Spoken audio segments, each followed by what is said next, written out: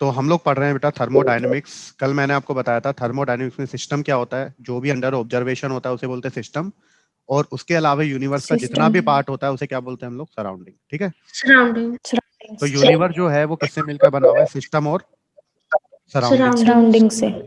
अब क्या होता है, मैंने कहा था सिस्टम और सराउंडिंग को जो सेपरेट करता है उसे हम लोग बोलते हैं बाउंड्री। अब ये बाउंड्री होती है वो रियल इमेजिनरी कुछ भी हो सकती है, रिजिड नॉन रिजिड भी हो सकती है, और कंडक्टर और इंसुलेटेड भी हो सकती है। फिर टाइप ऑफ सिस्टम मैंने पढ़ा है। मैंने कहा अगर सिस्टम और सराउंडिंग के बीच मैटर और एनर्जी दोनों का ट्रांसफर हो रहा है तो ओपन, सिर्फ एनर्जी का हो रहा है तो सिस्टम, क्लोज्ड, क्लोज और सिस्टम, दोनों का ही नहीं हो रहा है तो आइसोलेटेड सिस्टम। फिर होमोजीनियस सिस्टम मैंने पढ़ा है। अगर केवल एक ही फेस है, या तो सॉलिड फेस है, या फिर केवल केवल लिक्विड फेस है, या फिर ओनली कौन सा है, गैस। लिक्विड या तो एक गैस ही फेस फेस है। है तो होमोजीनियस। लेकिन एक से ज्यादा फेस हो गए, जैसे आइस और वाटर को एक साथ रख दिया तो आइस हो गया सॉलिड और वाटर हो गया लिक्विड, तो दो फेस हो गए वाटर ना, हो गया लिक्विड। तो वो क्या यस कहलाएगा, sir. Heterogeneous heterogeneous. System. System है ना, सिस्टम की बात कर रहे हैं। अब हम लोग बात करते हैं बेटा थर्मोडायनेमिक्स प्रॉपर्टीज की। किसकी बात कर रहे हैं, थर्मोडायनेमिक प्रॉपर्टीज। अब थर्मोडायनेमिक्स प्रॉपर्टीज दो तरह की होती है, एक होती है एक्सटेंसिव और एक होती है इंटेंसिव। ठीक है, अब मैंने आपसे कहा, इंटेंसिव। देखो मैंने आपसे कहा कि आपके एक गिलास में 100 ml वाटर है, ठीक है, और दूसरे गिलास में भी क्या है, 100 ml वाटर है। ये इन दोनों वाटर को मैंने मिलाया तो बताओ टोटल वाटर कितना हो गया, 200 ml। ज्यादा डिफिकल्ट नहीं पूछा ना, 100 ml वाटर और 100 ml वाटर को 200 ml। दोनों को मैंने मिलाया तो टोटल वाटर कितना हो गया, 200 ml। तो अगर 100 ml का हूं या 100 ग्राम, 200 ml। दोनों का मतलब सेम है। पानी के लिए 100 ml बोलो या 100 ग्राम बोलो, दोनों का मतलब सेम है। तो अगर मैंने कहा 100 ग्राम पानी और 100 ग्राम सेम। पानी, तो इन दोनों को मैंने मिलाया तो टोटल पानी कितना हो गया, 200 ग्राम। ठीक है। तो ये जो प्रॉपर्टीज है ये ऐड हो रही है या नहीं हो रही है, वॉल्यूम ऐड 200 हुआ ग्राम। या फिर मास ऐड हुआ, ये ऐड हुआ कि नहीं हुआ। हुआ सर। पर मैंने कहा आपके पास एक यस 100 सर। ml वाटर था और 100 ml वाटर था, दोनों दोनों का टेम्परेचर 25 डिग्री और 25 डिग्री है, ठीक है, 25 डिग्री सेल्सियस। दो गिलास में पानी है, दोनों का टेम्परेचर कितना है, 25 डिग्री सेल्सियस। 25 degree Celsius. अब दोनों पानी को मैंने मिला दिया तो वॉल्यूम तो आपने कहा सर 200 ml हो गया, टेम्परेचर कितना हो जाएगा, 25 डिग्री रहेगा। हाँ ऐसा नहीं होगा ना सर, दो गिलास में पानी है, दोनों को मिलाया और पानी उबलने लगा, भाई जो था टेम्परेचर में एडिटिव है क्या, नो सर। नहीं है। तो वो एक्सटेंसिव प्रॉपर्टीज वो प्रॉपर्टीज होती है जो अमाउंट ऑफ सब्सटेंस पर डिपेंड करती है। तो वो प्रॉपर्टीज जो अमाउंट ऑफ सब्सटेंस पर डिपेंड करती है उन्हें तो बोलते हैं एक्सटेंसिव, और जो डिपेंड नहीं करती अमाउंट ऑफ सब्सटेंस पर उन्हें क्या बोलते हैं, इंटेंसिव प्रॉपर्टीज। Intensive property. अब जो एक्सटेंसिव प्रॉपर्टी है वो तो क्या होती है, ऐड हो सकती है, एडिटिव होती है, जैसे मास और वॉल्यूम ऐड हुआ, जबकि जो इंटेंसिव प्रॉपर्टीज है वो एडिटिव नहीं होती। अब मैं पानी का अगर आपसे पूछूं बॉइलिंग पॉइंट कितना होता है, पानी का बॉइलिंग पॉइंट, 100 डिग्री सेल्सियस। मैंने पूछा 1 किलोग्राम पानी का बॉइलिंग पॉइंट बताओ, 1 किलोग्राम पानी का बॉइलिंग पॉइंट। मैंने पूछा 1000 किलोग्राम पानी का बॉइलिंग पॉइंट बताओ, वो भी 100 डिग्री सेल्सियस। तो बताओ 100 डिग्री सेल्सियस। अब जो बॉइलिंग पॉइंट है वो अमाउंट ऑफ सब्सटेंस पर डिपेंड कर रहा है, नो सर। वो कैसी प्रॉपर्टी है, इंटेंसिव प्रॉपर्टी। तो एक्सटेंसिव प्रॉपर्टी होती है, एक्सटेंसिव होती है जो अमाउंट ऑफ सब्सटेंस पर डिपेंड करती है और वो एडिटिव होती है, जबकि इंटेंसिव क्या होती है, जो अमाउंट ऑफ सब्सटेंस पर डिपेंड नहीं करते। और ये कैसी होती है, non additive.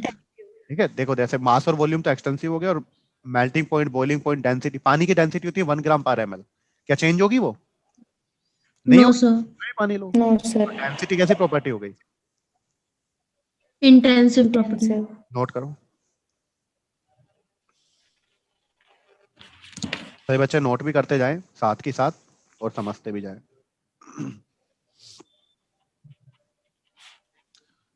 Extensive properties are properties which depend upon amount of substance, and these properties are additive in nature, while intensive properties are independent on the amount of substance, और ये कैसी होंगी बेटा, नॉन एडिटिव। बहुत बढ़िया,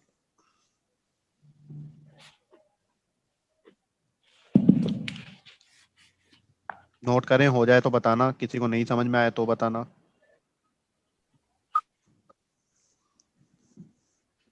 हो गया sir. हो गया, यस सर। नेक्स्ट आता है बेटा, देखो अब मैंने मास और वॉल्यूम कैसी प्रॉपर्टी बताई, एक्सटेंसिव, जबकि डेंसिटी क्या है, इंटेंसिव प्रॉपर्टी। तो देख रहे हो डेंसिटी होता है mass upon volume. Yes intensive. अब देख रहे हो मास भी एक्सटेंसिव है और वॉल्यूम भी क्या है, एक्सटेंसिव, लेकिन इनका रेशो कैसा आ रहा है, इनका जब इन दोनों को डिवाइड किया तो कुछ समझ में आया। तो दो एक्सटेंसिव प्रॉपर्टीज का रेशो, दो एक्सटेंसिव प्रॉपर्टी इंटेंसिव हो जाता है। तो अगर दो एक्सटेंसिव प्रॉपर्टी को डिवाइड कर दो तो वो इंटेंसिव में कन्वर्ट हो जाएगा। अब मास और वॉल्यूम दोनों एक्सटेंसिव थे, लेकिन जब दोनों को डिवाइड किया, रेशो निकाला, तो वो आया डेंसिटी, और वो कैसा बन गया, इंटेंसिव प्रॉपर्टी। बहुत बढ़िया।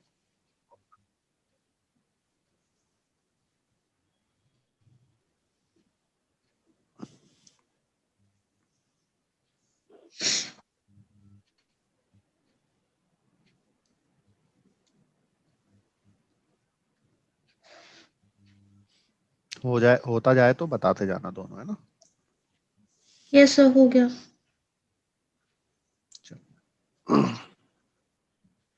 अब क्या होता है, अगर एक क्वेश्चन आता है, आपसे पूछा जाएगा क्या एक्सटेंसिव प्रॉपर्टी को आप इंटेंसिव में कन्वर्ट कर सकते हो, तो आप बोलोगे यस सर। क्या एक्सटेंसिव प्रॉपर्टी को हम लोग इंटेंसिव प्रॉपर्टी में कन्वर्ट कर सकते हैं, यस सर। अगर उसे डिफाइन कर दे पर क्वांटिटी, कैसे डिफाइन कर दे, पर क्वांटिटी।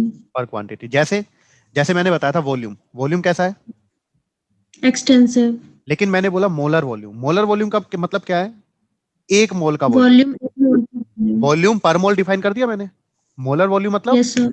वॉल्यूम पर मोल, मोल। एक मोल का। तो वॉल्यूम पर मोल पर क्वांटिटी जैसे डिफाइन किया, ये क्या बन गया, इंटेंसिव प्रॉपर्टी।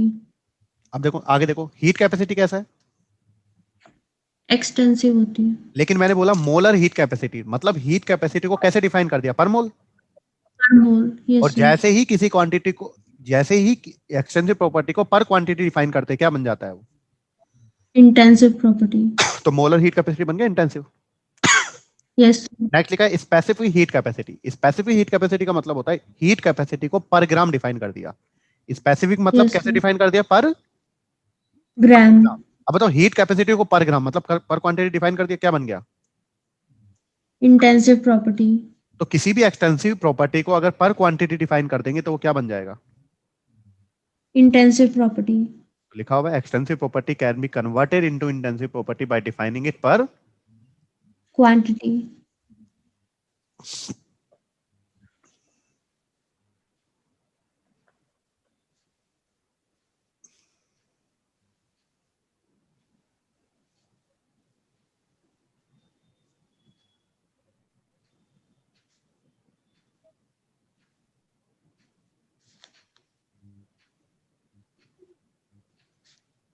तो वॉल्यूम कैसा था, एक्सटेंसिव। और मोलर वॉल्यूम क्या बन गया, intensive property sir. Heat capacity क्या था, एक्सटेंसिव प्रॉपर्टी। और मोलर हीट या स्पेसिफिक हीट क्या बन गया, कैपेसिटी। Intensive property. तो देखो अब एक्सटेंसिव और इंटेंसिव मैंने लिखे हुए हैं, लिख लो जल्दी से। यस।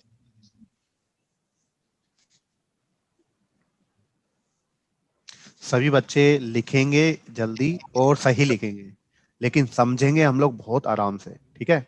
तो जहां पर भी लगे कि सर नहीं आ पा रहा है, नहीं समझ में आ पा रहा है, मैं बार बार यही बोल रहा हूँ बेटा, एक बार आप लोगों को बोलना है सर नहीं समझ में आया, फिर आप लोग ऐसा बोलते हैं तो सारी टेंशन टीचर के ऊपर शिफ्ट हो जाता है। क्लियर है। तो ट्राई करें कोई भी यस चीज पढ़े, मजे लेकर पढ़े, सबसे पहली बात तो, है ना, इंटरेस्ट लेकर पढ़ें। जबरदस्ती ऐसा नहीं कि सर हम लोगों को बैठना है बस 1.5 घंटा क्लास में, ऐसा नहीं होना चाहिए। जो भी पढ़े यस सर। मन लगा कर पढ़ेंगे, और मन लगा कर पढ़ेंगे चीजें समझ में जरूर आएंगी। केमिस्ट्री का बहुत सिंपल आएंगी। चैप्टर है थर्मोडायनेमिक्स में, है ना। यस। तो देखो मास और वॉल्यूम तो था ही extensive property, number of mole, surface area, और इस चैप्टर में जितनी तरह की भी एनर्जी आएगी, कौन कौन सी आती है इस चैप्टर में, इंटरनल एनर्जी पढ़ते हैं आप लोग, एंथैल्पी पढ़ते हैं, एंट्रोपी पढ़ते हैं, गिब्स एनर्जी पढ़ते हैं, हीट कैपेसिटी पढ़ते हैं। तो इस चैप्टर में जितनी भी चीजें आएंगी वो लगभग लगभग किस में आ रही हैं, एक्सटेंसिव में। अब तो इस चैप्टर में क्या क्या पढ़ेंगे, इंटरनल एनर्जी पढ़ेंगे हम लोग, पूरा टॉपिक है, एंथैल्पी पूरा टॉपिक है, एंट्रोपी पूरा टॉपिक है, गिब्स एनर्जी पूरा टॉपिक है, हीट कैपेसिटी पूरा टॉपिक है। सब किस में आ गए, एक्सटेंसिव प्रॉपर्टी। बहुत बढ़िया। और इंटेंसिव में कौन कौन आ गए, जैसे मेल्टिंग पॉइंट फिक्स होता है, आपको पता है, बॉइलिंग पॉइंट फिक्स होता है, pressure, density, surface tension, viscosity, dielectric constant, molar volume, molar heat capacity, specific heat capacity, molarity, molarity भी आपको पता है, मोल पर वॉल्यूम डिफाइन होता है ना, मोल यस सर। पर वॉल्यूम, तो ये सब किस में चलेगा? वॉल्यूम। Intensive property sir.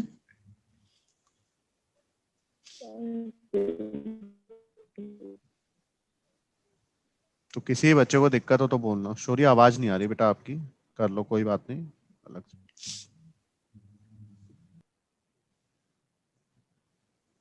कोई बात नहीं सुनिधि, नोट कर लो, मैं अभी शेयर कर दूंगा नोट्स आपको।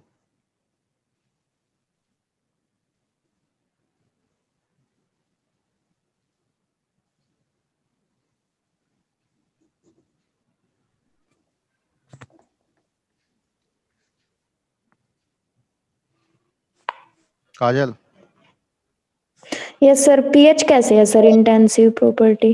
बेटा पीएच भी क्या होती है? कंसंट्रेशन से तो आती है। Yes sir. H plus ion की कंसंट्रेशन क्या होता है? मोलरिटी तो होता है एक तरह से। यस सर, मोलैरिटी होता क्लियर है?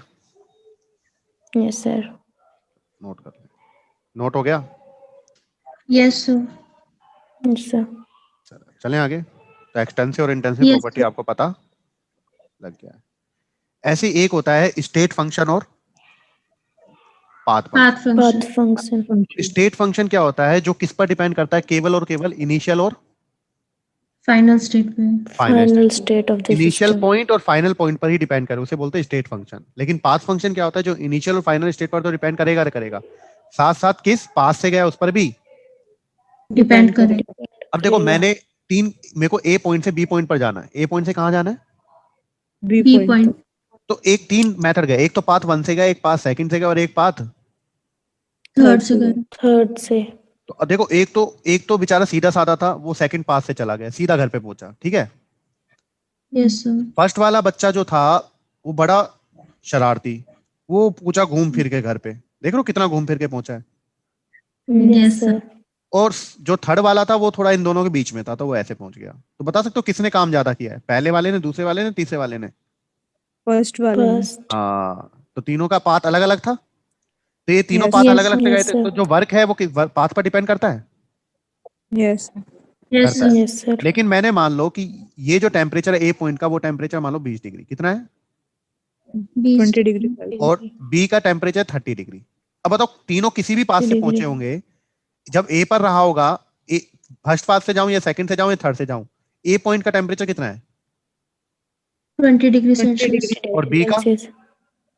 30 डिग्री सेल्सियस। तो किसी भी पाथ पर गया, टेम्परेचर ए और बी पॉइंट पर सेम था या अलग था?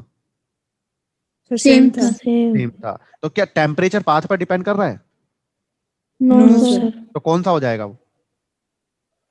State function. तो स्टेट फंक्शन क्या होता है? जो सिर्फ इनिशियल और फाइनल पॉइंट पर ही डिपेंड करे, तो वो तो स्टेट।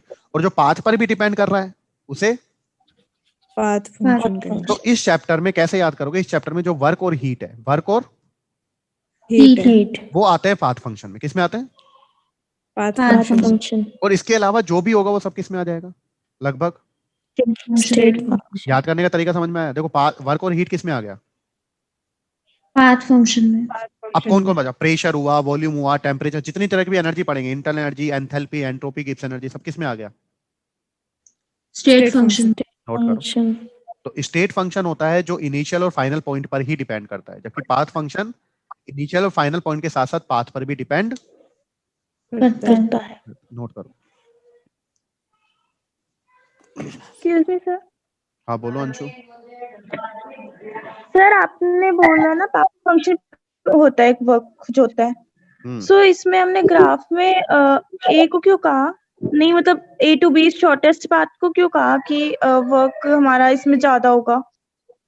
बेटा पार्ट पी फर्स्ट में एक होना मिनट, चाहिए था एक ना, एक वो मिनट। पार्ट तो हाँ, फंक्शन है। हाँ पाथ फर्स्ट में ही तो वर्क ज्यादा है, अच्छा ठीक है सर, मैंने यही कुछ बोला और है। सुना। अभी मैं आपको ठीक है बताऊंगा ये ठीक है। वर्क डन क्या होता है, देख लो एक बार, नोट कर लो, आप देख लो बेटा।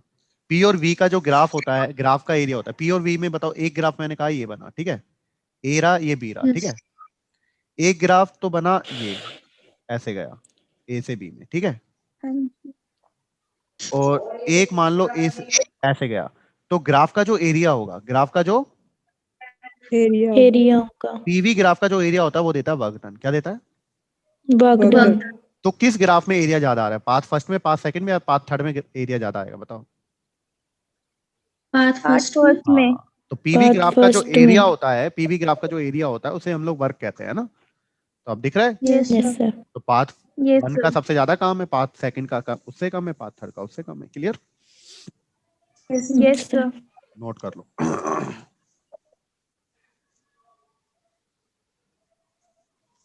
तो स्टेट फंक्शन जो इनिशियल और फाइनल पॉइंट पर डिपेंड करेगा, जबकि पाथ फंक्शन पाथ पर भी डिपेंड करेगा। पाथ तो पर डिपेंड करेगा। वर्क और हीट तो हो गए पाथ फंक्शन, बाकी जो जितनी तरफ की एनर्जी बची है, पीवीटी जो है, प्रेशर, वॉल्यूम, टेम्परेचर, वो सब आ जाएंगे स्टेट में।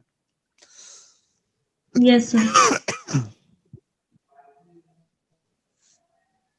अब मुझे एक बात बताओ, अगर इनिशियल पॉइंट और फाइनल पॉइंट सेम हो जाए,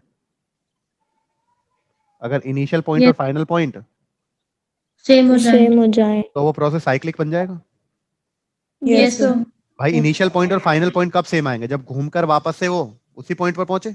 उसी पॉइंट पर चला जाए। तो अगर इनिशियल पॉइंट और फाइनल पॉइंट सेम हो गया तो वो प्रोसेस कैसा हो जाएगा, साइक्लिक। साइक्लिक। और अगर इनिशियल पॉइंट और फाइनल पॉइंट सेम आ गया तो उनमें चेंज कितना होगा, बताओ। अब जैसे जो स्टेट फंक्शन है, टेम्परेचर स्टेट फंक्शन है। Yes sir. अब इनिशियल टेम्परेचर और फाइनल टेम्परेचर अगर सेम आ गया तो इनमें चेंज कितना होगा, 0। जीरो। क्लियर है? तो बताओ स्टेट फंक्शन तो सिर्फ किस पर डिपेंड कर रहे थे, इनिशियल पॉइंट और। Final point. Final point. तो अगर अगर साइक्लिक प्रोसेस में किसमें साइक्लिक प्रोसेस इनिशियल पॉइंट और फाइनल पॉइंट क्या हो जाएगा, सेम हो जाए। सेम हो जाए। तो जितने भी स्टेट फंक्शन में चेंज है वो कितने हो जाएगा, 0। जीरो। क्योंकि अगर इनिशियल पॉइंट और फाइनल पॉइंट ही सेम हो गया, T1 T2 सेम हो गया, P1 P2 सेम हो गया, V1 V2 सेम कर दिया, H1 H2 सेम Yes, कर दिया, तो sir. उनमें जो चेंज होगा वो कितना आएगा। 0। तो साइक्लिक Zero. प्रोसेस में जितने भी स्टेट फंक्शन है उसमें चेंज कितना आता है, 0। नोट हो गया ये? यस और सर इनमें वर्क डन कितना होगा? बेटा वो देखेंगे ना, अभी अभी चैप्टर स्टार्ट किया है ना, ओके सर। है ना। चैप्टर की स्टार्टिंग में सारी चीजें मैं नहीं पढ़ा सकता, है ना, धीरे धीरे आएंगी वो चीजें। ये पूरे चैप्टर में ही Okay, वर्क sir. है, तो टेंशन लेने की जरूरत ही नहीं है ना। जो आपने पूछा है वो पूरे चैप्टर में ही निकालना है। Okay sir. चलो ये नोट कर लें तो बताओ। हो गया सर Okay, sir. नोट। अब देखो अब हम लोग बात कर रहे हैं किसकी, थर्मोडायनेमिक्स। प्रोसेस। तो Process. थर्मोडायनेमिक्स प्रोसेस की बात करें तो सबसे पहला प्रोसेस मैंने कौन सा लिखा है, Isothermal. कौन सा, आइसोथर्मल। थर्मल। आइसोथर्मल प्रोसेस क्या होता है, आइसोथर्मल वो प्रोसेस होता है जिसमें टेम्परेचर क्या होता है, कांस्टेंट। कांस्टेंट। तो टेम्परेचर थ्रू आउट सेम रहेगा, तो डेल्टा टी कितना आएगा, T1 minus T2 minus T1, delta T कितना आएगा। 0। भाई अगर टेम्परेचर कांस्टेंट है आइसोथर्मल प्रोसेस में तो डेल्टा टी कितना होना है, 0। 0। यही होना है। जीरो। Yes sir. अब क्या होगा देखो, अब एक होता है इंटरनल एनर्जी में चेंज, डेल्टा ई क्या होता है, इंटरनल हाँ, एनर्जी। ई मतलब देखो इंटरनल एनर्जी को या तो ई से डिनोट Internal करते हैं energy. या फिर यू से। इंटरनल एनर्जी को U किससे से। डिनोट करते हैं, या तो ई से या फिर U से। यू से। फिजिक्स वाले जनरली यू से करते हैं, मैं ई से करूंगा, ठीक है। Yes sir. अच्छा एक और चीज बता रहा हूँ मैं, इस Okay, चैप्टर को अच्छे से पढ़ लेना भाई। स्टेट ऑफ मैटर और थर्मोडायनेमिक्स ऐसा का ऐसा पूरा फिजिक्स में आता है, क्या डिफरेंस होता है थोड़ा सा वो मैं बता दूंगा आपको, ठीक है। तो ट्राई करें केमिस्ट्री में Yes. अच्छे से समझ लें ताकि फिजिक्स में भी वो क्लियर हो हो जाए। जाए। हो जाए। मैं इतना पढ़ाऊंगा कि Yes. फिजिक्स में भी आपको दिक्कत नहीं होगी, है ना। तो यस। डेल्टा ई क्या होता है, इंटरनल एनर्जी। तो इंटरनल एनर्जी में चेंज होता है कितना, internal NCV. Energy. Delta delta T. T. बोलता जाओ क्या होता है, NCV, delta T. NCV, T. Delta NCV. Delta T. T. और डेल्टा एच क्या होता है, डेल्टा एच होता है एंथैल्पी में चेंज। एच मतलब एंथैल्पी और ई मतलब internal energy. Delta H enthalpy में चेंज कितना होता है, NCP, delta delta T. T. NCP, delta delta T. T. Delta T. तो बताओ अब आइसोथर्मल प्रोसेस था तो डेल्टा जी जीरो हो गया, यस यस सर। और डेल्टा जी जीरो हो गया तो डेल्टा ई भी क्या बन जाएगा। जीरो। जीरो। 0. आइसोथर्मल में डेल्टा टी जीरो हो गया तो डेल्टा एच भी क्या बन जाएगा। जीरो। 0। जीरो। तो ऐसा कोई कॉम्पिटिशन एग्जाम नहीं है जिसमें ये क्वेश्चन पूछा। ना गया। तो अगर आपसे पूछे आइडियल गैस, अगर कोई आपके पास आइडियल गैस है और कौन सा प्रोसेस है वहां पर, कौन सा प्रोसेस हो रहा है, आइसोथर्मल प्रोसेस। कौन सा प्रोसेस हो रहा है? आइसोथर्मल। आइसोथर्मल। आपसे पूछेगा कि उसकी इंटरनल एनर्जी में चेंज या फिर एंथैल्पी में चेंज कितना होगा उस आइडियल गैस की? 0। 0 होगा। 0। तो आइडियल गैस की आइसोथर्मल प्रोसेस में आइडियल गैस की इंटरनल एनर्जी या इंटरनल एंथैल्पी में जो चेंज, सॉरी, इंटरनल एनर्जी या एंथैल्पी में जो चेंज होता है वो कितना होता है?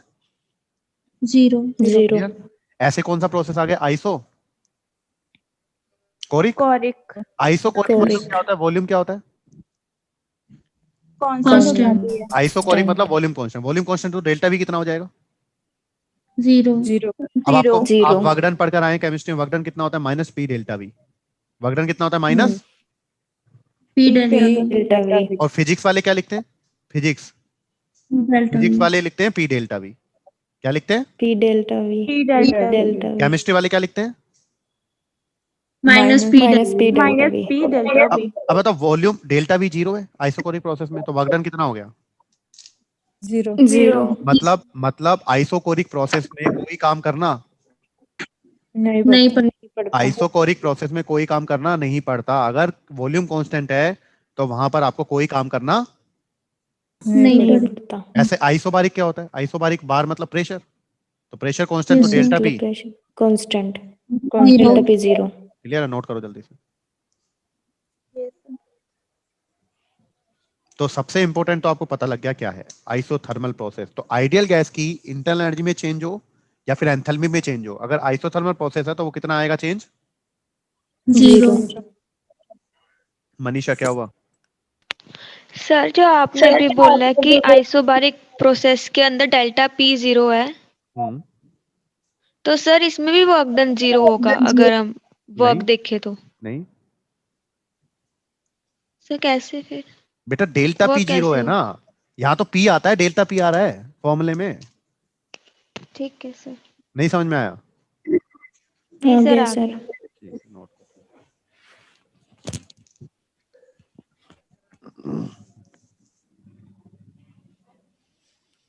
तो आइसोथर्मल प्रोसेस मतलब टेम्परेचर कांस्टेंट, तो डेल्टा ई बन गया 0 और डेल्टा टी 0 बन गया, तो आइडियल गैस की इंटरनल एंथैल्पी या इंटरनल सॉरी आइडियल गैस की इंटरनल एनर्जी या एंथैल्पी में चेंज कितना हो गया? 0। तो डेल्टा ई कितना होता है? बताओ, 0। डेल्टा ई कितना होता है? NCV. Delta T delta T। और delta T। Delta delta H कितना होता है? NCP NCP delta T। Delta E क्या होता है? डेल्टा ई होता क्या है? बोलते क्या है इसे? Internal internal energy change. Change in internal energy. Energy. हाँ, और delta H enthalpy change in energy. Change in enthalpy. Enthalpy. बहुत बढ़िया।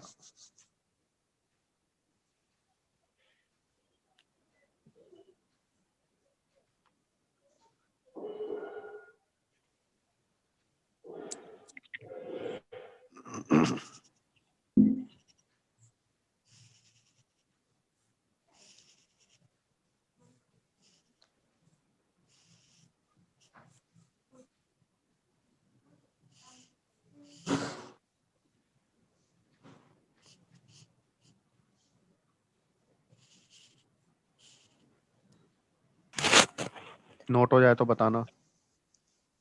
हो गया सर। हो गया सर नोट।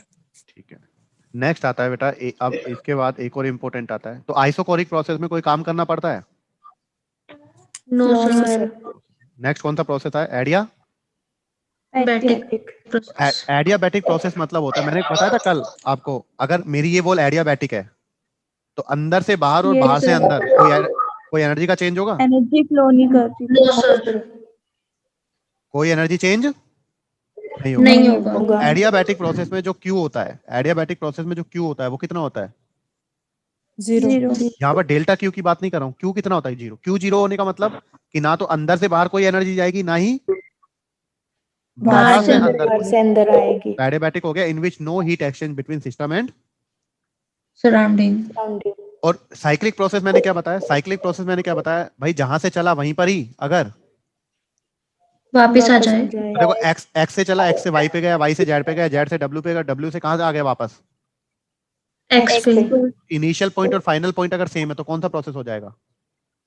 साइक्लिक और प्रोसेस। साइक्लिक प्रोसेस में जितने भी स्टेट फंक्शन में चेंज है वो कितना आएगा? 0। क्यों? क्योंकि स्टेट फंक्शन सिर्फ केवल और केवल किस पर डिपेंड करते थे? इनिशियल पॉइंट और फाइनल Final पॉइंट। और साइक्लिक प्रोसेस में वो क्या हो गए, सेम इनिशियल और फाइनल। यस हो गए तो जो जितना भी चेंज आएगा साइक्लिक प्रोसेस में वो क्या आएगा, 0 0 क्लियर है। तो स्टेट फंक्शन था इंटरनल एनर्जी, तो उनमें चेंज कितना आ रहा है, 0। एंथैल्पी भी था, डेल्टा 0 आ रहा है, डेल्टा टी 0 आ रहा है, क्लियर। Yes sir. नोट करें।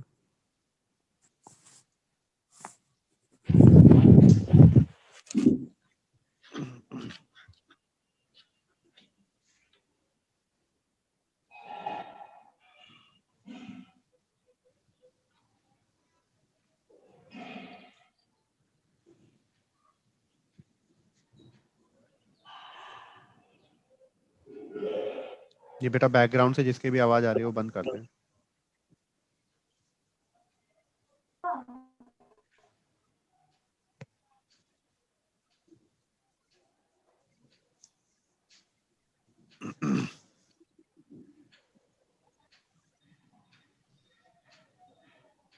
सभी लिख लें और समझ में आ गया हो तो भाई भी लिख देना।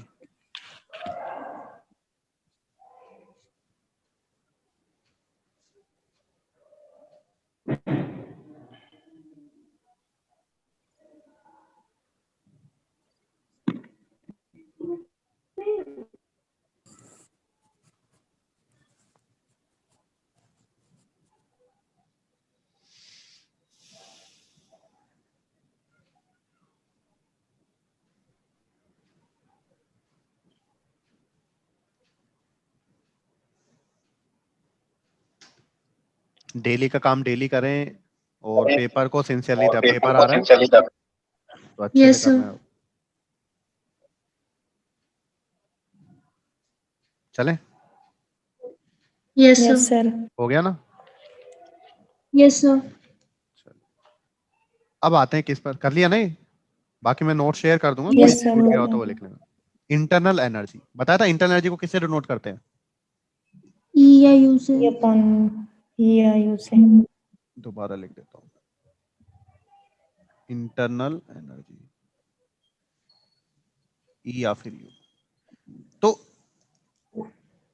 जितनी टाइप की भी एनर्जी किसी में पॉसिबल है उन सभी को सम कर दूं तो वो आ जाता है इंटरनल एनर्जी। जैसे मान लो एक पानी है यहाँ पर, रूम टेम्परेचर है, कोई पानी लिया हुआ है, ठीक है, इसके अंदर जितनी तरह की भी एनर्जी इन्वॉल्व है उन सभी का अगर सम कर दो तो क्या आ जाएगा, उसकी इंटरनल इंटरनल एनर्जी अब देखो क्या क्या हो सकता है उसके अंदर, इलेक्ट्रॉनिक एनर्जी भी हो सकती है, न्यूक्लियर एनर्जी भी हो सकती है, केमिकल एनर्जी भी हो सकती है, काइनेटिक भी हो सकती है, पोटेंशियल भी हो सकती है, जितनी तरह की भी एनर्जी है उन सभी को ऐड कर दो तो क्या आ जाएगा, इंटरनल एनर्जी। इंटरनल एनर्जी तो मुझे एक बार सोच के बताओ क्या मैं इसकी इंटरनल एनर्जी कैलकुलेट कर सकता हूँ एग्जैक्ट,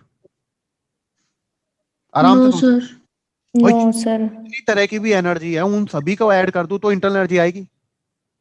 यस सर। क्या मैं इसकी एक्चुअल वैल्यू निकाल सकता हूँ, एब्सोल्यूट वैल्यू निकाल सकता हूँ इंटरनल एनर्जी की, नो सर। नो सर तो इंटरनल एनर्जी की एक्चुअल वैल्यू मैं, नहीं निकाल सकते। सकते तो हम लोग निकालते हैं चेंज इन इंटरनल एनर्जी। क्या निकालते हैं, change in change in internal internal actual energy तो हम लोग नहीं निकाल सकते। निकाल सकते करें तो लिखें यहाँ पर sum of the all type of energy associated with atom या मॉलिक्यूल, है ना, जितनी भी टाइप की एनर्जी एसोसिएटेड है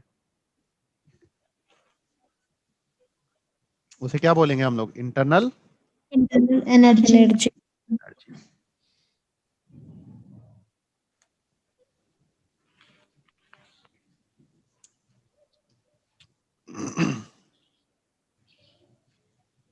और नीचे मैंने यहाँ पर लिखा भी है, it is neither possible to calculate absolute मतलब actual value of internal, energy तो एक्चुअल वैल्यू इंटरनल एनर्जी की नहीं निकाल सकते तो क्या निकालेंगे हम लोग, change in internal energy. Different अभी डेल्टा ई निकाला, डेल्टा ई क्या हो जाएगा, E final minus E initial. Initial initial.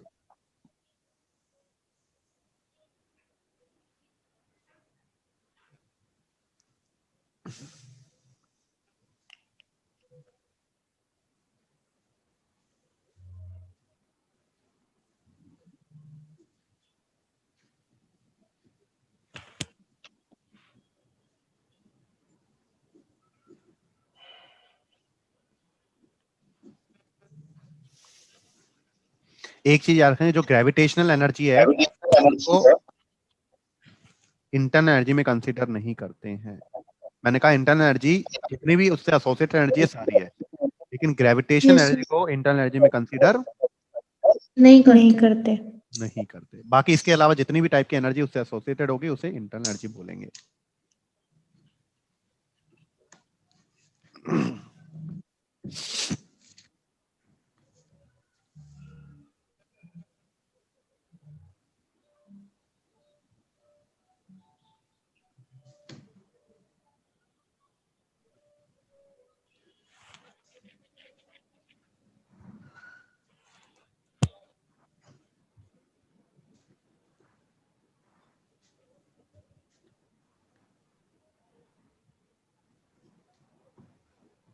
हो जाए तो बताना नोट। हो गया सर। दोनों का हो गया? Yes sir. Yes sir. अब आते हैं हीट। क्या आते हैं? हीट। तो हीट क्या होती है सुनना ध्यान से। देखो गर्मियों के दिनों में मान लो हम लोग एसी से निकले, एसी का टेम्परेचर हम लोगों ने 17-18 डिग्री किया हुआ है, 20 किया हुआ है, ठीक है। अब यस सर। पार्क में गए भाई, बाहर तो निकलते 45 डिग्री टेम्परेचर, हाँ या ना? Yes sir. और हम लोग एसी में बैठे हुए थे। अब जब हम लोग एसी से निकल के पार्क में बेंच पे बैठे, बेंच पे जैसे ही बैठेंगे मजा आ जाएगा।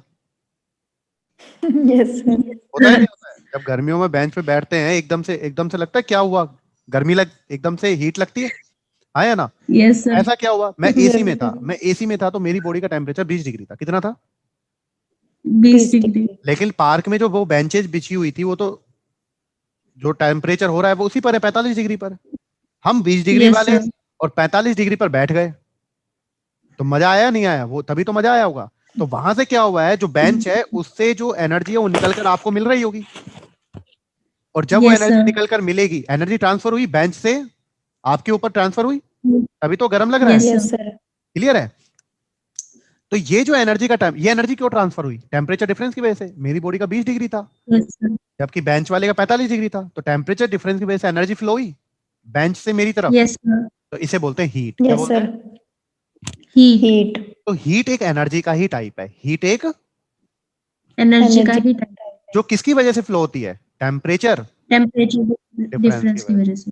बताओ, अगर मेरी बॉडी, मान लो मेरी बॉडी का टेम्परेचर 40 डिग्री है और काजली और वर्षी आपकी बॉडी का टेम्परेचर मान लो 20 डिग्री है। कितना डिग्री है? 20 डिग्री। तो बताओ हीट कहां से कहां फ्लो होगी? आपकी बॉडी से मेरी बॉडी की तरफ या मेरी बॉडी से आपकी बॉडी की तरफ? आपकी बॉडी से हाँ। आपकी बॉडी से। तो हीट हमेशा हाई टेम्परेचर से, लो टेम्परेचर और इसे किससे डिनोट करते हैं? क्यू से। ठीक है, क्यू से। तो लिख लो यस जल्दी। सर। तो हीट क्या है? हीट एक एनर्जी का ही टाइप है which is flow due to temperature difference. Difference, and it is always flow from high temperature to low low temperature. Temperature. अभी ऐसा होगा कि आप बैठे हो और आप में से हीट निकल के बेंच को मिल रही है, ऐसा तो नहीं होगा? No no sir. सर।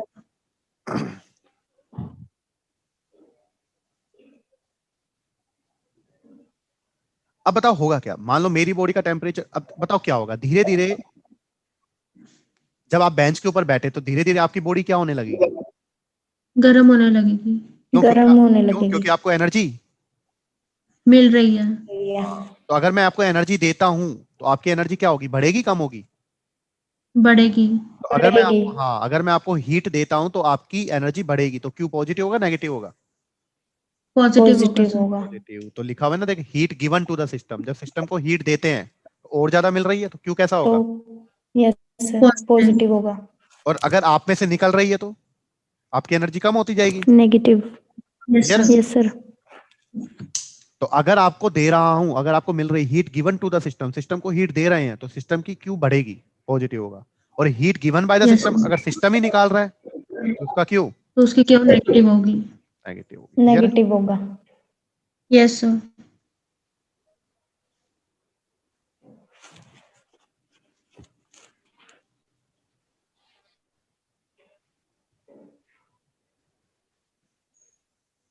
अरे भाई कुछ आ रहा है, नहीं आ रहा है? आ रहा है सर। तो हीट किसकी वजह से फ्लो होती है? टेम्परेचर डिफरेंस की वजह से। Temperature difference. Low to high, high to low? High to low. Given to the system positive, given by the system negative. Negative. Negative.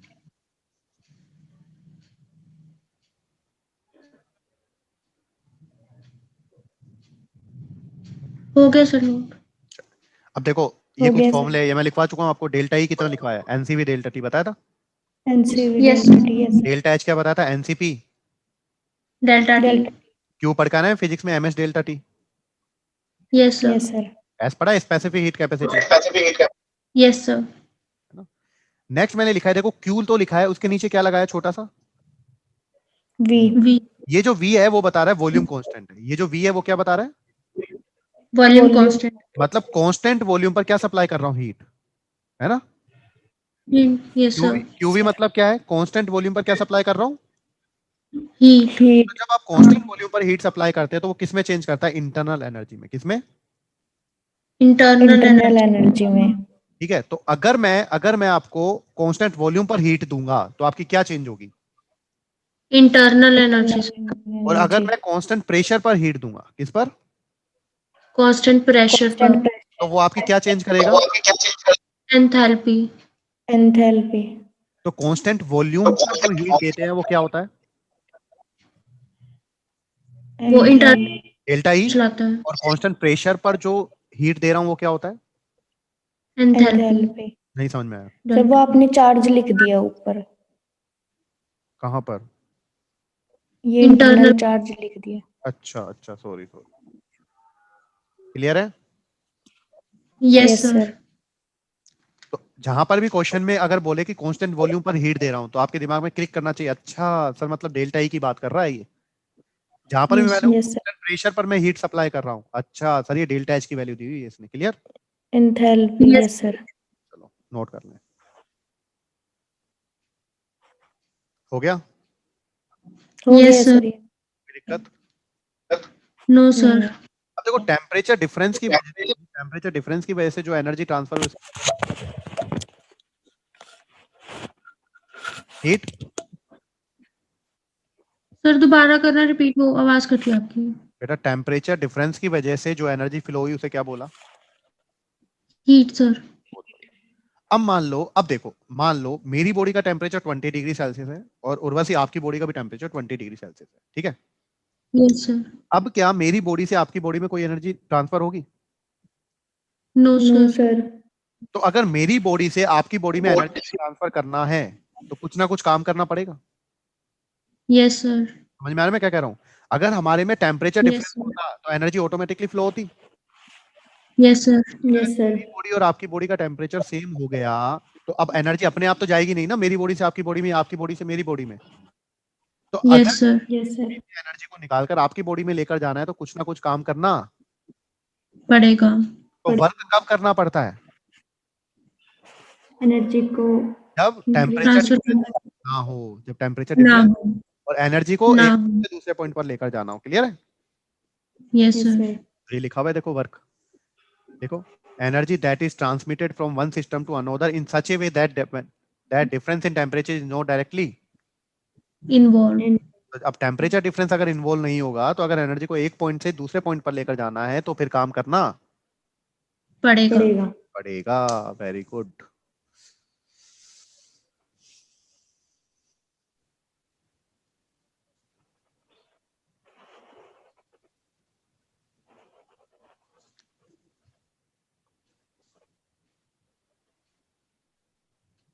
Try करें चीजों को समझकर ही हम लोग पढ़ें, जितना समझकर पढ़ेंगे Yes, उतना sir. सही होगा, है ना? Yes sir. मनीषा क्या हुआ? सर जो आपने लिखा क्या U is equal to MS delta T, उसमें S का मतलब क्या है? बताऊंगा स्पेसिफिक बेटा, हीट। आने वाला है अभी। सर वर्क एक बार दोबारा बताना। बेटा ऋतु, अगर मेरी बॉडी और आपकी बॉडी का टेम्परेचर सेम हो जाए, ठीक है, तो अब कोई एनर्जी फ्लो होगी? No sir. नहीं होगी ना। अगर मैं कहता हूं मेरी No. बॉडी से एनर्जी को आपकी बॉडी में लेकर जाना है तो क्या करना पड़ेगा आपको? कुछ ना कुछ काम करना बाहर से। वर्क डन करना पड़ेगा। काम करना पड़ेगा तो सर। जब टेम्परेचर डिफरेंस आपस में इन्वॉल्व नहीं है तो एनर्जी को एक पॉइंट से दूसरे पॉइंट में ले जाने में काम करना पड़ेगा। क्लियर है? सर हीट नहीं रिलीज होगी। क्या? मतलब हीट का कोई काम नहीं होगा उसमें। बेटा हीट अलग है, हीट एक डिफरेंट टाइप ऑफ एनर्जी है which is flow due to energy difference. Yes but work में यहाँ पर एनर्जी डिफरेंस हमको इन्वॉल्व नहीं करना। करना। क्लियर है? यस सर क्लियर है।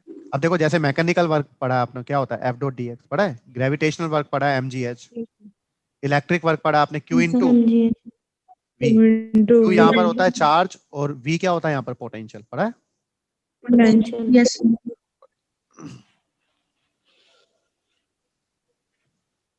रितु ईमानदारी से बताओ, आ गया समझ में?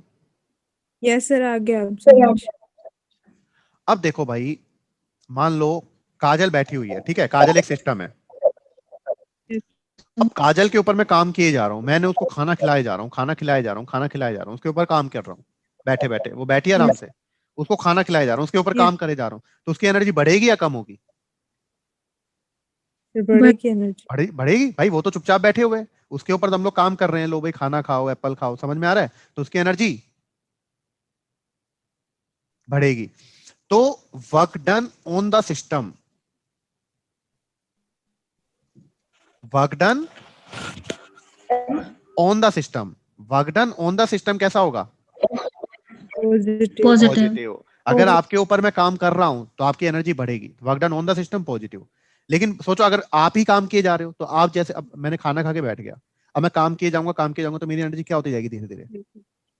कम होती जाएगी। तो अगर सिस्टम ही काम कर रहा है, work done by the system, वो कैसी होगी?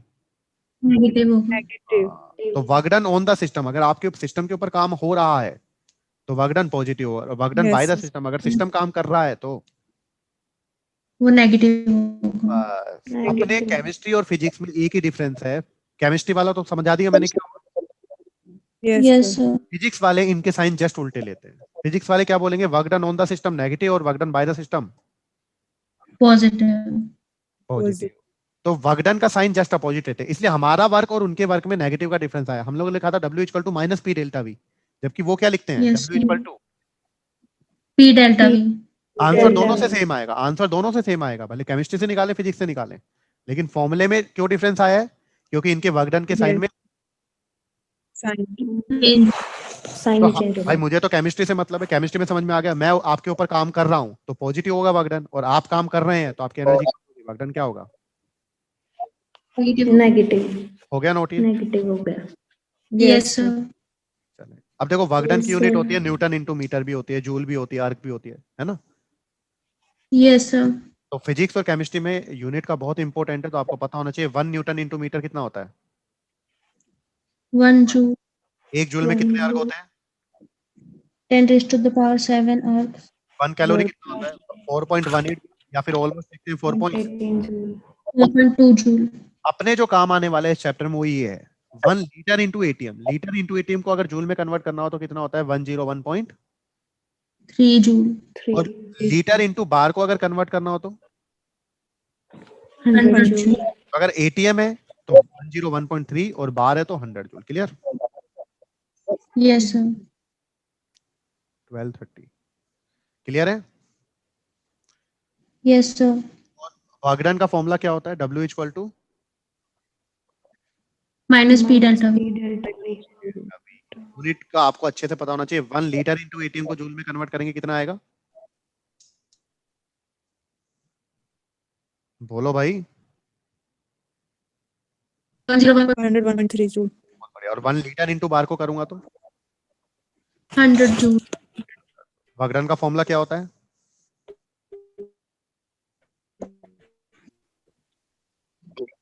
Network problem delta V. Minus P delta V. अब आपको दो चीजें पता लग गई। देखो work done on the system, On the system positive. Work done by the system, negative.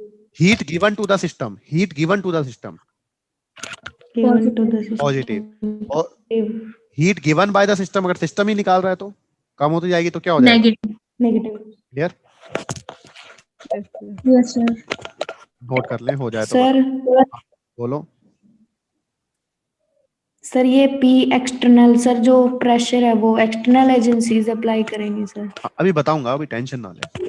सब समझ में आएगा, ओके सर। है ना। अभी लिख लें, कुछ चीजें धीरे धीरे अपने आप समझ में आपको आती जाएंगी, है ना। यस सर, हो गया सर नोट। मैंने कहा ना, बस आप मेरे लेक्चर को अच्छे से सुने। मैं आपसे कुछ नहीं कहूंगा ये पढ़ लो, वो पढ़ लो, ऐसा कर लो, वैसा कर लो, है ना। हो सकता है थोड़ा एक्स्ट्रा टाइम आप लोगों से ले लूं, बट आप लोग मेरे लेक्चर को अच्छे से पढ़ेंगे तो कोई दिक्कत नहीं आएगी केमिस्ट्री में, है ना। नेक्स्ट आता है बेटा zeroth Yes, law sir. Of Thermodynamics. Z L O T मतलब जीरोथ लॉ ऑफ थर्मोडायनेमिक्स। क्यों बनाया समझ में नहीं आ रहा। डायनामिक्स। क्या कहता है, देखो एकदम फर्जी सा रूल है। क्या कहता है कि मान लो अगर आपके पास ए है ना, वो किसी बी के साथ थर्मल इक्विलिब्रियम में है, और थर्मल इक्विलिब्रियम में कब होगा, जब दोनों का टेम्परेचर क्या होगा, सेम हो। Same होगा। तो अगर ए बी के साथ किस में है, इक्विलिब्रियम में। थर्मल इक्विलिब्रियम में, और कब होगा, जब दोनों का टेम्परेचर क्या हो, Same होगा। ऐसे कहता है ए बी इंडिविजुअली सी के साथ भी थर्मल इक्विलिब्रियम में है, और ये थर्मल इक्विलिब्रियम में Yes, क्या sir. होगा, जब दोनों का टेम्परेचर Same होगा। तो जब इसका 20 है तो इसका भी कितना हो जाएगा, 20। तो कहता है अगर ए Yes, sir. के साथ थर्मल इक्विलिब्रियम में है और ए सी के साथ भी थर्मल इक्विलिब्रियम में है, तो बी और सी भी आपस में किस में होंगे, Thermal equilibrium। तो इनका भी तो 20-20 हो जाएगा। क्लियर है। Yes, तो sir. अगर एक ए है वो बी के साथ भी थर्मल इक्विलिब्रियम में है और सी के साथ भी थर्मल इक्विलिब्रियम में है, तो डेफिनेटली बी और सी भी आपस में किस में होंगे, थर्मल इक्विलिब्रियम में। नोट कर लो, ये बना लो। क्लियर। तो ये इतना Yes, sir. इंपॉर्टेंट नहीं है, इसका डेफिनेशन आप लोग देखेंगे, आजकल इंटरनेट की सुविधाएं सभी के पास है, बाकी इतना इंपॉर्टेंट है नहीं। नोट कर लें जल्दी से।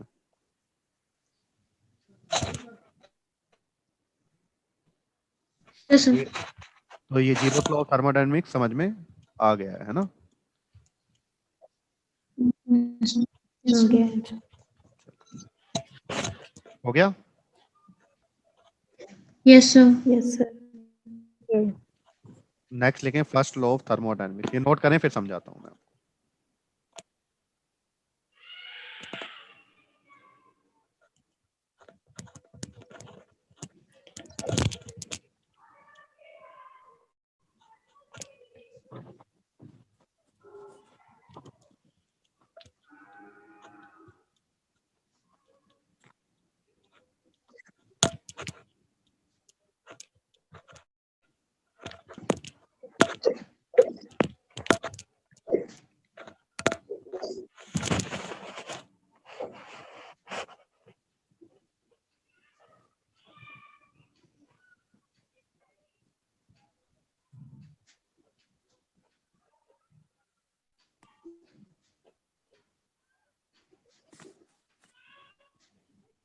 उर्वशी है क्या क्लास में? हाँ जी। यार मेरे को तेरा नंबर चाहिए, प्लीज दे सकते हो क्या? मैं आपको मैसेज कर सकती हूँ। मैसेज कर देना। फिर कैसे करोगे? इसमें है ऑप्शन, मैं कर रही हूँ आपको मैसेज। बेटा कर लो ये। कर देना। ओके। हो गया नोट। यस सर, हो गया।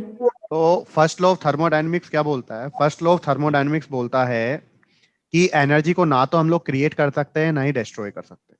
ठीक है। डिस्ट्रॉय कर सकते हैं। Energy can neither be created nor be destroy. इसको हम लोग एक फॉर्म से दूसरे फॉर्म में क्या कर सकते हैं, ट्रांसफर कर सकते हैं। कैसे? जैसे आप लोग देखते हो, आप लोग यहाँ पर आप लोग कहीं पे जाते हो, स्कूटी या कार से जाते हो, तो स्कूटी या कार में क्या होता है, हम लोग पेट्रोल डलवाते हैं,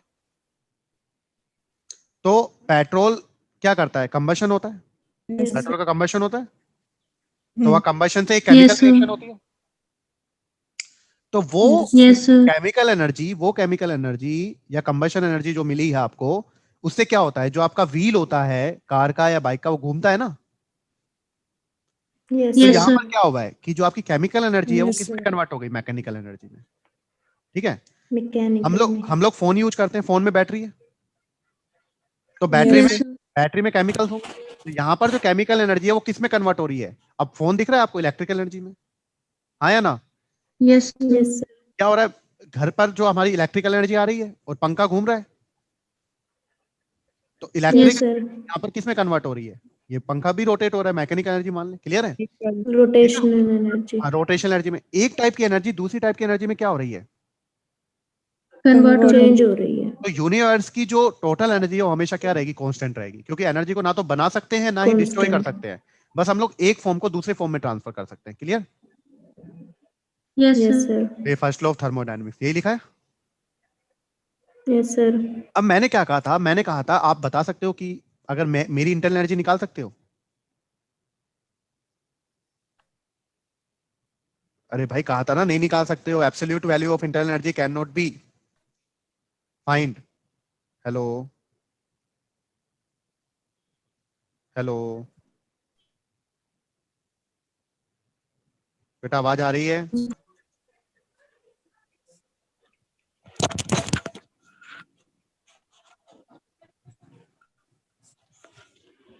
हेलो यस सर। बेटा, मैंने कहा था क्या इंटरनल एनर्जी की एब्सोल्यूट वैल्यू कैलकुलेट कर सकते हो एक्चुअल वैल्यू?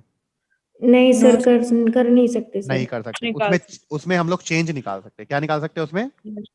चेंज चेंज निकाल निकाल सकते तो देखो मैंने कोई हैं। सिस्टम लिया, इसकी इंटरनल एनर्जी कितनी मान ली? E1। E1, क्योंकि ये तो कैलकुलेट कर नहीं सकते। Yes yes sir. सर। अब मैंने इसे कितनी हीट सप्लाई की? क्या Q, तो इसकी एनर्जी कितनी हो जाएगी? E1 plus Q।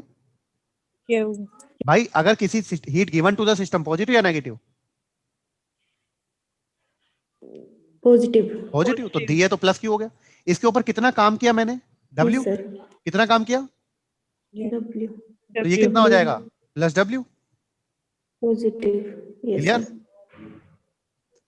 तो अगर किसी की इंटरनल एनर्जी E1 थी, उसको Q हीट सप्लाई कही, तो कितनी होगी? E1 plus Q। W काम किया गया तो कितना हो गया? E1 plus Q plus W। W। तो टोटल एनर्जी अब कितनी होगी इसकी? E2। Yes sir. और E2 इक्वल टू कितना हो गया? E1 plus Q plus W। E1 को इधर लेकर आया तो E2 माइनस E1 कितना हो गया? Q plus W। तो चेंज कितना आया? डेल्टा E चेंज कितना आया? Delta Q plus W। यही तो कहा, मेरी इंटरनल एनर्जी अगर E1 Q थी, प्लस W। E1 थी, अब आपने Q हीट सप्लाई की और W काम किया, तो चेंज कितना हुआ? Q प्लस W का तो चेंज हुआ। Yes sir. नहीं समझ में आया? आ गया सर। तो मैथमेटिकल एक्सप्रेशन पता लग गया फर्स्ट लॉ ऑफ थर्मोडायनेमिक्स का, delta E equal to Q plus W। W yes Urvashi, sir Anshu क्या हुआ? कुछ नहीं सर। आ गया समझ में? Yes yes sir. Sir. Yes sir first law of thermodynamics होता है, मैथमेटिकल एक्सप्रेशन होता है delta E equal to Q plus W। W clear है? W। Yes sir. Yes sir. Note कर लें। हो गया नोट ये? Yes sir. हो गया सर। यस सर हो गया। अब जो चीज समझा रहा हूँ वो नोट मत करना, मैं अभी शेयर कर दूंगा, बस समझ लो एक बार, है ना? ये लिख लेना अपने आप, क्योंकि मैं पढ़ा चुका हूँ ये आपको। अब देखो आइसोथर्मल प्रोसेस मैंने क्या बताया था? Yes, sir. टेम्परेचर क्या होता है? Temperature constant. कांस्टेंट तो डेल्टा टी कितना होगा? 0। अब जब डेल्टा टी जीरो था तो मैंने क्या बताया था? डेल्टा ई कितना आएगा? जीरो। एनसीवी डेल्टा टी होता है ना, तो डेल्टा ई जीरो होगा। Yes sir. अब फर्स्ट लॉ क्या कहता है? फर्स्ट लॉ कहता है डेल्टा ई होता है Q प्लस W। क्या होता है? Q plus Q plus W। अब अगर आइसोथर्मल प्रोसेस है तो डेल्टा ई तो जीरो हो गया, यस सर तो Q किसके इक्वल हो गया? Minus W W। Minus W। मतलब जो भी हीट पास करोगे वो सारा का सारा किस में कन्वर्ट हो जाएगा? वर्क डन में, है ना? अब आइसोकोरिक प्रोसेस में क्या होता है? आइसोकोरिक प्रोसेस में क्या होता है? Volume constant, volume constant. Yes sir delta V zero. Yes sir. अब आइसोकोरिक प्रोसेस में वर्क डन कितना होता था? Zero. Zero. Yes sir first law क्या होता है? Delta E equal to Q plus W। Yes sir अब आइसोकोरिक प्रोसेस में W तो जीरो है, यस सर तो डेल्टा ई किसके तो इक्वल आ डेल्टा गया? Q के। तो यही तो बताया था, अगर आपको याद हो, मैंने कहा था कांस्टेंट वॉल्यूम पर अगर हीट सप्लाई करोगे तो किसमें चेंज कर देगा वो? Internal energy internal energy. Next बताता है एडियाबैटिक प्रोसेस में Q जीरो होता है, यस सर। तो डेल्टा ई किसके इक्वल आ गया बताओ? Q प्लस W, तो Q जीरो हो गया। Work adiabatic. साइक्लिक प्रोसेस में क्या कहा था? इनिशियल और फाइनल पॉइंट सेम हो जाता है, तो जितने भी स्टेट फंक्शन में चेंज है वो कितना हो जाएगा? जीरो। जीरो। यस तो सर। डेल्टा ई जीरो हो गया साइक्लिक प्रोसेस में, तो Q किसके इक्वल आ गया? Minus minus of work done. Q किसके इक्वल आ गया? माइनस डब्ल्यू के। क्लियर है? Yes sir. आ रहा है समझ में? Yes okay sir. सर। और लास्ट है आइसोबारिक प्रोसेस। देखो आइसोबारिक प्रोसेस में प्रेशर क्या होता है? कांस्टेंट कांस्टेंट तो डेल्टा पी कितना होगा? 0। 0। अब डेल्टा होता है Q plus W, yes yes sir. और नीचे पी लिखा है। पी क्या बता रहा है? प्रेशर। कांस्टेंट। कांस्टेंट। तो बताओ क्यू पी इक्वल टू क्या आ गया? डब्ल्यू को इधर ले गया, डेल्टा ई माइनस डब्ल्यू आ गया। Yes sir. अब डब्ल्यू आपको पता है, डब्ल्यू क्या होता है? डब्ल्यू होता है minus P delta we. P delta we. Delta we. तो माइनस माइनस प्लस हो जाएगा, आ गया delta E plus P delta we. Yes sir. अब आपको पता है जो डेल्टा ई होता है वो क्या होता है? E2 minus E1। ये मिटा दो। जो डेल्टा, इसको लिख दिया मैंने delta E plus P delta we, यही हो गया। Yes yes sir. सर। अब डेल्टा ई होता है E2 minus E1, yes yes और सर। डेल्टा वी होता है V2 माइनस। V1। तो ये कितना हो गया? E2 minus E1 plus P अंदर चला गया, PV2 minus PV1। Yes sir. तो देखो इसको क्या लिखा? E2 प्लस PV2 लिख दिया, यस सर। माइनस कॉमन ले लिया और क्या लिख दिया? E1 plus. PV1। PV1। अब E था इंटरनल एनर्जी और PV था वर्क डन, यही था। Yes sir. इंटरनल एनर्जी और PV जो वर्क होता है उसको बोलते हैं एंथैल्पी। क्या बोलते हैं? एंथैल्पी। तो E प्लस PV हो गया H, तो E2 प्लस PV2 हो गया H2, और E1 प्लस PV1 क्या हो गया? H1। क्लियर है? H1 yes sir. तो H2 माइनस H1 क्या बन गया? Enthalpy. Delta H। Delta H। तो यही तो बताया था, जो कांस्टेंट प्रेशर पर जो हीट सप्लाई करते हैं वो किसमें चेंज करता है? एंथैल्पी। क्लियर है? एंथैल्पी में। Yes sir. Yes sir. तो H इक्वल टू कितना आया था? E प्लस PV आया ना। यस इसी तरह डेल्टा H क्या लिख सकता हूँ? डेल्टा H लिख सकता हूँ delta E plus. P delta V। तो एंथैल्पी में जो चेंज होता है वो किसके इक्वल होता है? इंटरनल एनर्जी में change plus work done. Work done. Clear है? Yes sir. तो डेल्टा H इक्वल टू कितना होता है? Delta E plus delta E plus P delta V। Delta H equal to delta E plus P delta. Delta V। तो बेटा ये मैं अभी शेयर कर दूंगा, ये नोट कर लोगे आप लोग, एक पेज का ये बस। Yes yes sir. सर। तो ये मैंने समझा दिया है आपको, ये नोट कर लेना, नेक्स्ट लेक्चर पर हम लोग